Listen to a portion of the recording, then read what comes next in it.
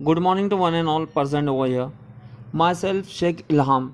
Today we are going to discuss on a topic history and evolution of a computer.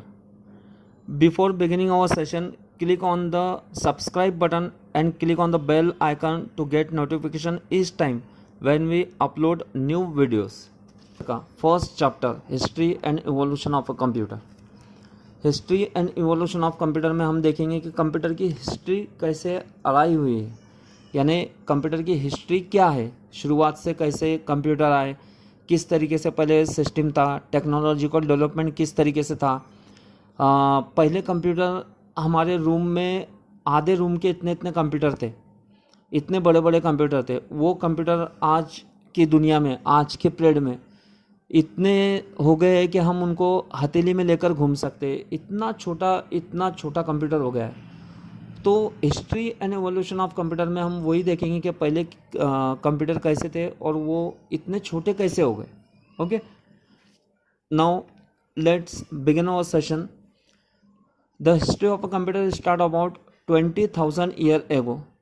Computer originally implied a device that performed mechanical calculation according to the instruction from the mathematician. There were many computing devices such as abacus, Napier bones, Pascaline, etc. These tools were used for mathematical calculations only and were cumbersome to work with. In 1830, analytical engine was invented by the Charles Babbage. This invention made Charles Babbage father of computers. आप सभी बच्चों को पता है, आप सभी student को पता है कि आज कंप्यूटर के जो फादर है, इतनी बड़ी जो पदवी दी गई है उनका नाम है Charles Babbage. CHARLES BABBAGE, Charles Babbage. इनको कंप्यूटर का फादर कहा जाता है। इन्होंने जब एनालिटिकल इंजन बनाया तो यहाँ से ये इतने पॉपुलर हुए कि इनको चार्ल्स बैबेज की पदवी दी गई। Okay, now the next thing, electronic revolution, यानी इलेक्ट्रॉनिक कैसे आया। In 1990 John Ambrose Fleming invented the diode tube. In 1907, Lee D. Forrest invented the triode tube. The first generation of a computer had vacuum tube. Unreliable vacuum tube were replaced by transistor in 1947. Transistor were replaced by integrated circuit. Computer become more impact with the advent of microprocessor. Microprocessor is a multi-purpose device. अब आपको यही मैं सब अच्छे से समझा कर देता हूँ। इसमें लिखा हुआ है the first generation computer had a vacuum tube, यानी जो पहला जनरेशन का कंप्यूटर था उसमें वैक्यूम ट्यूब थे, वैक्यूम ट्यूब लगाए जाते थे। आपको आगे वैक्यूम ट्यूब का इमेजेस भी दिखाई देंगे, उसके थ्रू आप समझ सकते हैं वैक्यूम ट्यूब क्या है और कैसे दिखते थे पहले कंप्यूटर में। वो जो वैक्यूम ट्यूब है वो रिप्लेस हुए ट्रांजिस्टर में, फिर ट्रांजिस्टर रिप्लेस हुआ आईसी में। इस तरीके से कंप्यूटर हमारे जो इतने बड़े थे वो कम होते होते आज कंप्यूटर इतने हो गए कि हम उनको हथेली में लेकर घूम सकते हैं।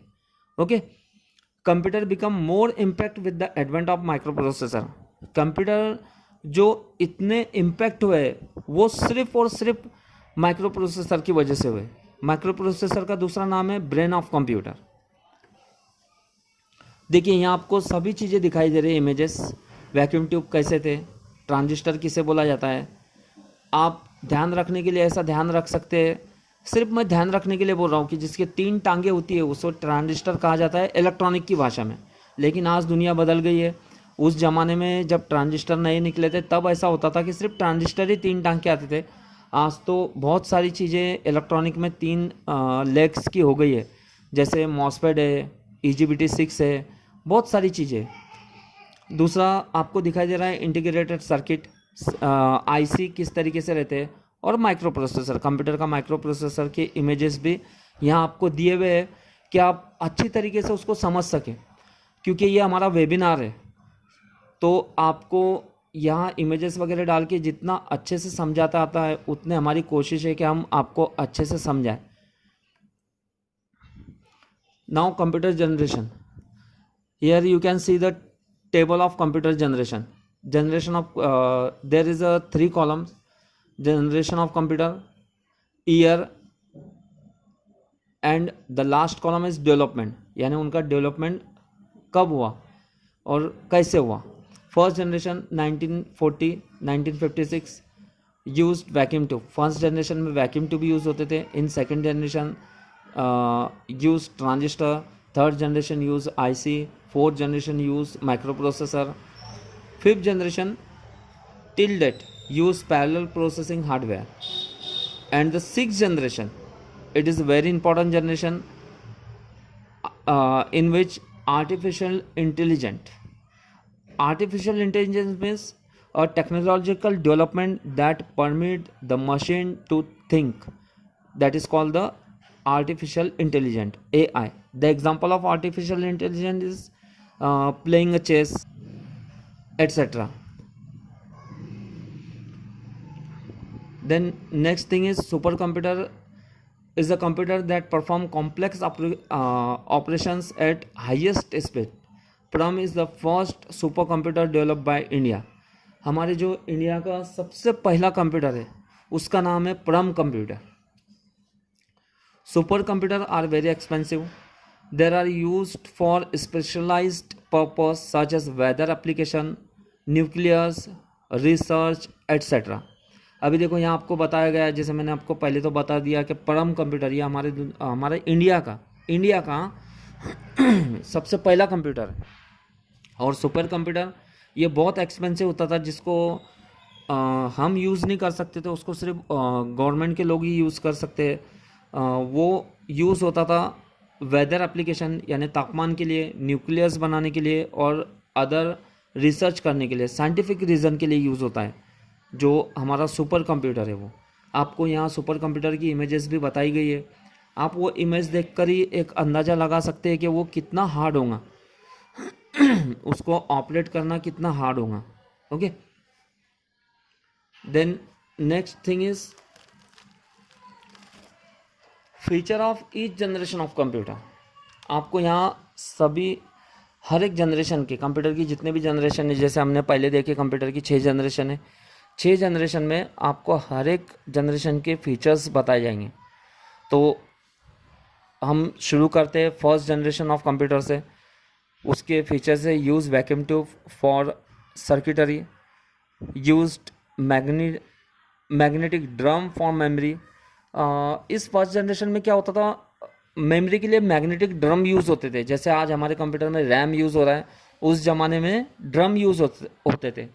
It use batch processing operating system.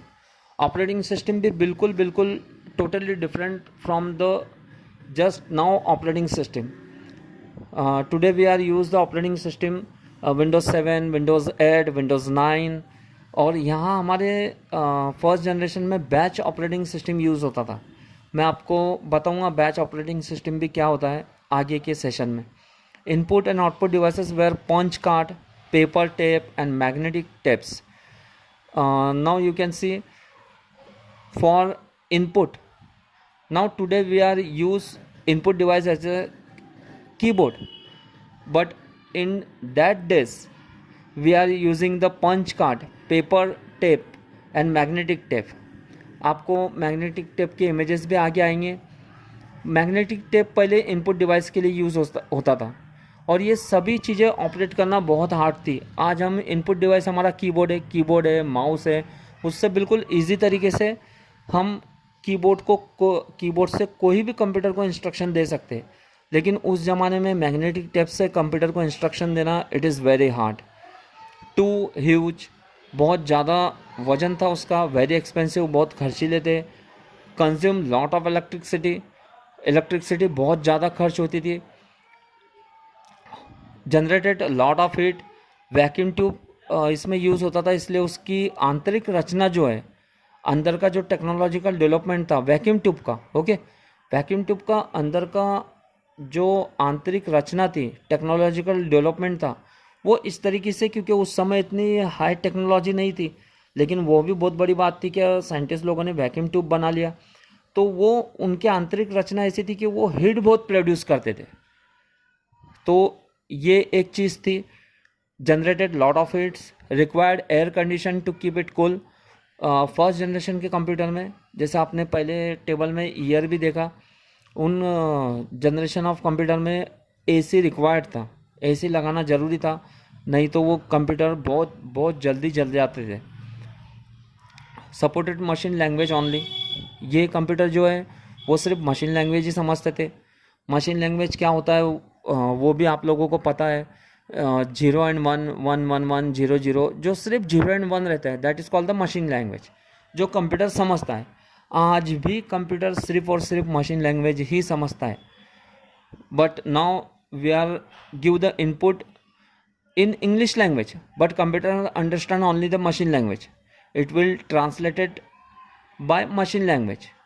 Okay, आपको वो ट्रांसलेट करके देते हैं दूसरे चिप्स कंप्यूटर को। हम इधर से इनपुट तो डालते हैं इंग्लिश में ही, जैसा भी लिखा है वैक्यूम ट्यूब, तो ये इंग्लिश में ही लिखा है। MI तेल इंग्लिश मीडियम स्कूल, ये इंग्लिश में लिखा है, लेकिन कंप्यूटर को आज भी ये कुछ समझ में नहीं आता है। उसको सिर्फ 0 and 1, 1 1 1 1 0 0 0 यही समझ में आता है, और ये मशीन लैंग्वेज है। Okay, slow input and output devices, input और आउटपुट डिवाइसेस इतने स्लो थे कि हम और आप लोग स्टूडेंट्स अंदाज़ा भी नहीं लगा सकते हैं। नॉन पोर्टेबल, पोर्टेबल नहीं थे, आप कहीं से एक जगह असेंबल कर दिए थे, एक जगह से दूसरी जगह कहीं पर भी उसको हिला नहीं सकते थे। फ्रिक्वेंट हार्डवेयर फेल्यूर, ये सबसे बड़ा ड्रॉबैक था। Therefore it requires the maintenance, उसका बार बार हार्डवेयर फेल्यूर होता था और उसको बार बार मेंटेनेंस लगता था। वो मेंटेनेंस हम और आपके जैसे या हमारे जैसे भी आप बोलेंगे तो नॉर्मल लोगों की बस की बात नहीं थी कि वहाँ जाके उसका हार्डवेयर का मेंटेनेंस कर दे। उनको प्रॉपर साइंटिस्ट लोग ही लगते थे हार्डवेयर मेंटेनेंस करने के लिए। Writing problem was difficult, therefore less commercial use. Writing problem ये बहुत बहुत ज़्यादा डिफ़िकल्ट था, इसलिए उसका कमर्शियल यूज़ इतना नहीं था फर्स्ट जनरेशन में।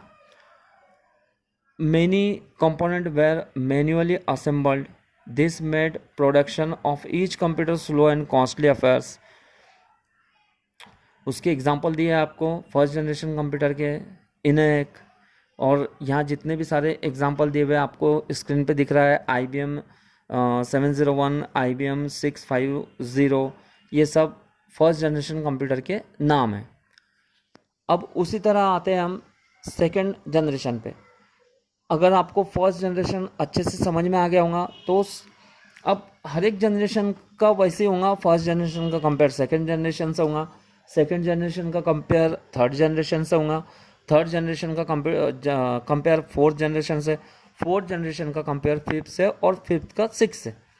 सबका हमको टेक्नोलॉजिकल, आपको सभी स्टूडेंट देखो, आपको याद रखने की टेक्निक बताता हूँ, जिसे हम बोलते हैं गुरु खिल्ली, वो बताता हूँ आपको। आप लोग याद कैसे रखेंगे? अब इतने 6 जनरेशन ऐसे रट्टा मारना पॉसिबल नहीं है किसी भी हालत में, तो उसको याद रखने की टेक्निक रहती है। उसको याद कैसे रखना, ये पॉइंट याद रखना, और वो जो मैं बताने जा रहा हूँ वो पॉइंट को सिर्फ आप कंपेयर करते चलना। जैसे आपका सबसे पहला पॉइंट आएगा टेक्नोलॉजी, उस समय टेक्नोलॉजी क्या यूज़ होती थी, फिर सेकंड जनरेशन की टेक्नोलॉजी, फिर उसके बाद स्पीड, उसके बाद कॉस्ट सिस्टम, उसके बाद रिलायबिलिटी, सिस्टम कॉस्ट, ये चीज़ें याद रखना है आपको बस। और ईयर भी हर बार उसका चेंज हुआ है हर जनरेशन का, उससे उसका कंपेयर करते चलना है, दैट्स ऑल। सेकेंड जनरेशन में हम देखते हैं, सेकेंड जनरेशन ऑफ कंप्यूटर में यूज़ ट्रांजिस्टर। अभी स्टूडेंट्स फर्स्ट जनरेशन में हमने देखा था कि फर्स्ट जनरेशन में वैक्यूम ट्यूब यूज़ होते थे, अब वो वैक्यूम ट्यूब रिप्लेस होकर सेकेंड जनरेशन में आ गए transistor. Use magnetic cores for primary memory, इसमें मैग्नेटिक कोर यूज़ होते थे प्राइमरी मेमोरी के लिए। Use magnetic tapes and magnetic disk as secondary storage device, secondary storage device के लिए आपको मैग्नेटिक डिस्क यूज़ होते थे, यानी आपको कोई भी जो डाटा सेव करना है उसके लिए। अभी जैसे now day we will use the hard disk, memory card, CD, DVD, pen drive, तो उस ज़माने में मैग्नेटिक डिस्क यूज़ हुआ करते थे। Compact in size, than first generation computer, faster than first generation computer. अब ये ऐसे ही कंपेयर करना है आपको, जैसे मैंने बताया आपको। अब फर्स्ट जनरेशन की इसकी स्पीड क्या थी, ज़्यादा थी। Consume less electricity than first generation computer, पहली जनरेशन के कंप्यूटर से इलेक्ट्रिसिटी थोड़ी कम लगती थी। Required AC to cool down, use assembly language and high level programming language like Fortran, COBOL. अब इसमें थोड़ा सा ये चेंजेस आ गया था कि ये असेंबली मशीन लैंग्वेज के अलावा हमारा हाई लेवल प्रोग्रामिंग लैंग्वेज भी यूज़ होती थी, फोर्ट्रॉन और COBOL. Okay, use batch processing. तो स्टूडेंट, अभी हम सेकेंड जनरेशन में देख रहे थे, इसमें एक ये नई चीज़ आई थी, फोर्ट्रॉन कोबोल। ओके, और बैच प्रोसेसिंग भी इसमें होता ही था, लेकिन वो भी फोर्ट्रॉन और कोबोल के थ्रू होता था। तो आपको ये चीज़ें जैसे अभी नहीं भी समझ में आएंगी तो चलेगा, मैं आगे इंशाल्लाह ताला आपको बताऊंगा, क्योंकि ये थोड़ा सा टिपिकल है बैच प्रोसेसिंग वगैरह क्या है। इंशाल्लाह ताला आपको पूरा डिटेल समझा कर दूंगा। सभी स्टूडेंट्स प्लीज़, मैं ये वीडियो को थोड़ा पॉज कर रहा हूँ, क्योंकि ये वीडियो बहुत बड़ी बन गई है। ये 16 मिनट 17 मिनट की अप्रॉक्सीमेटली तो अभी वीडियो बन गई है, इसलिए प्लीज़ हम लोग इस वीडियो में सेकंड जनरेशन तक देखते हैं। अगले सेशन में मैं आपको थर्ड जनरेशन से आगे 6 जनरेशन तक बताता हूँ। Okay, thank you.